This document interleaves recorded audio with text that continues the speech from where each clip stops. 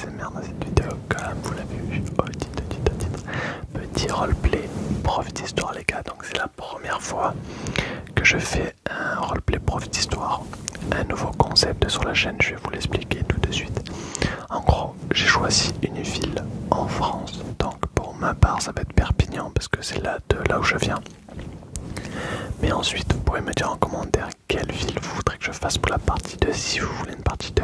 Et le commentaire le plus liké, je choisirai cette deux villes pour la prochaine vidéo. Et n'hésitez pas à me dire en commentaire si vous aimez le concept, si vous voulez une partie 2, comment m'améliorer, les défauts, tout ça, si jamais ça peut beaucoup m'aider. Donc voilà, moi du coup je vais vous laisser avec la suite de mes petits papiers pour vous dire toute l'histoire. Donc c'est l'histoire de Perpignan en vaguement, bon il y a quand même beaucoup de détails, mais ça commence du Moyen-Âge à aujourd'hui du coup. Donc du 9e siècle aujourd'hui. Voilà. Donc on commence au 9e siècle. Perpignan est mentionnée pour la première fois. Elle se développe autour d'un petit château et d'une église. Au 10e siècle, devient la capitale du comté de Roussillon. En 1172, à la mort du comte Richard II, le Roussillon passe à la couronne d'Aragon. Donc avant les gars, Perpignan, c'était pas une ville française pour ceux qui connaissent du coup. C'était avec l'Espagne, Perpignan, tout simplement. Je vais pas vous spoiler quand même parce que au XIIIe siècle, période prospérité, Perpignan devient une grande ville commerçante réputée pour sa draperie, son artisanat et son activité intellectuelle. Donc ravi de savoir qu'au XIIIe siècle, Perpignan avait des personnes intelligentes dans sa ville, parce que au jour d'aujourd'hui c'est la galère je trouve.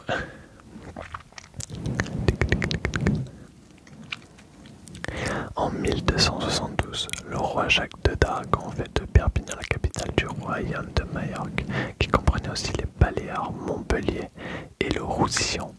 Construction du palais des rois de Majorque, symbole de cette époque brillante. En 1344, le royaume de Majorque est réintégré dans la couronne d'Aragon.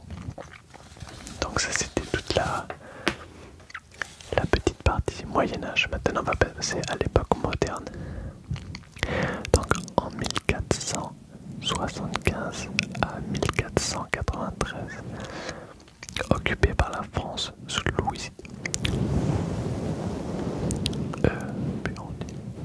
Désolé, j'ai sauté un truc.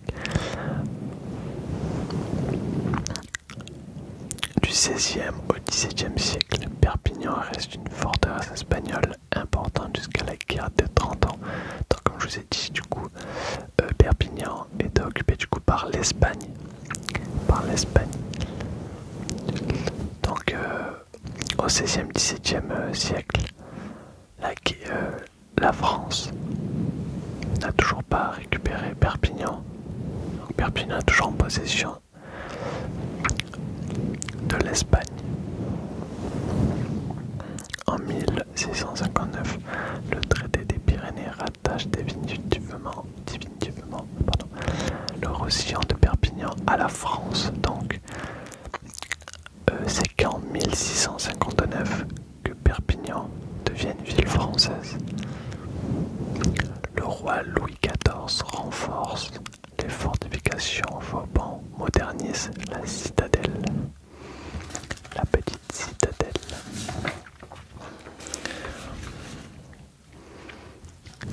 Au XIXe siècle, marque le développement urbain, chemin de fer, industrie et expansion au-delà des remparts. Au XIXe siècle donc, Perpignan a commencé à se développer autour de la rempart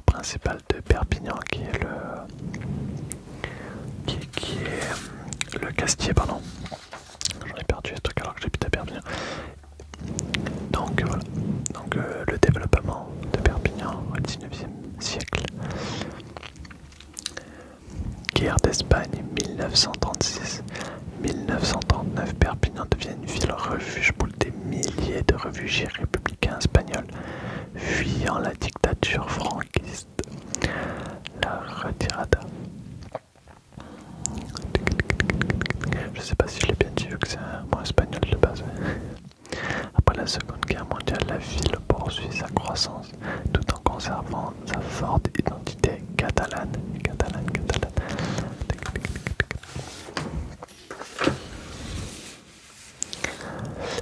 Au jour d'aujourd'hui, Perpignan est une ville catalane française aux croissances des cultures françaises et espagnoles. Elle est connue pour son patrimoine médiéval et gothique, Palais des Rois de Majorque, cathédrale Saint-Jean-Baptiste, Castille, sa culture catalane, langue, tradition, gastronomie, sa proximité avec la mer Méditerranée et les Pyrénées. Parce que oui, Perpignan, pour ceux qui ne savent pas, bon, je pense que vous le savez tous, est vraiment à quelques minutes de la mer et pas loin du tout des montagnes. Donc moi qui habite à Perpignan, je trouve que c'est un endroit parfait pour aller en vacances, pour profiter de la plage l'été et de la neige l'hiver. Je trouve cette ville quand même bien placée en France, même si c'est pas la meilleure. Parce que Perpignan, j'habite pas dans Perpignan même, mais c'est un peu la galère, mais c'est une très bonne ville en soi. Donc voilà les gars, pour cette vidéo roleplay histoire, c'était une courte vidéo, mais c'était, on va dire, une vidéo test, parce que j'ai jamais fait de roleplay comme ça. Donc n'hésitez pas à me dire ce que vous avez pensé. Si vous voulez que je développe des choses ou quoi, n'hésitez pas à me le dire. Et moi sur ce, je vais vous laisser sur ça. Et j'espère vraiment que la vidéo vous aura plu, qu'elle a été intéressante pour vous. Et je vous dis à la prochaine pour une nouvelle vidéo. C'était NZMR. Allez, ciao ciao.